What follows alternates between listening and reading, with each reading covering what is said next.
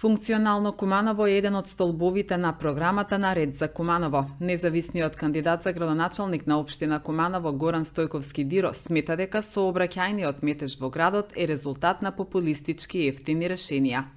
Место да имаме семафори на влез во град, кои што ќе го успоруваат проток на возила, ние имаме кружни токови на влез на град, кои што го убрзуваат влегувањето на возила. Имаме за 20 секунди 200 возила во центар на град, кон семафори кои што волшебно не работат повеќе од 8 години.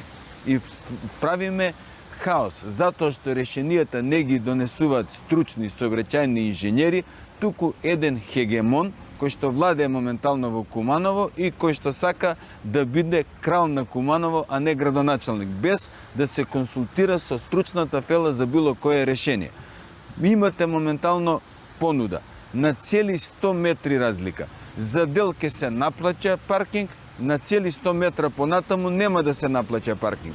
Мора да бидеме свесни дека нема услуга да биде како што треба доколку нема плаќање. Ова се ефтини приказни за народот кои што ќе завршат на 2 ноември.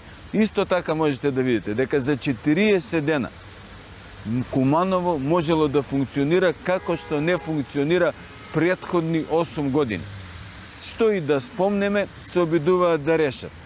Можете да го видите моментално ефектот од бекатонирање на делот Куманово, кој што дава фантастичен резултат политички.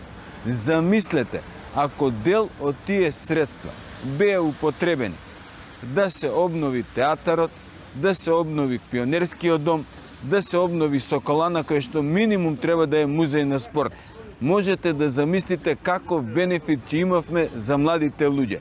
Со ова бекатонизирање само го убрзуваме процесот на заминувањето на нашите млади луѓе кон Табановце и кон аеродром Скопје. Ние мора да се обратиме кон сообраќајните инженери, кон стручната фела, кој што ќе ни даде одржливо системско решение, не решение кое што ќе важи од избори до избори.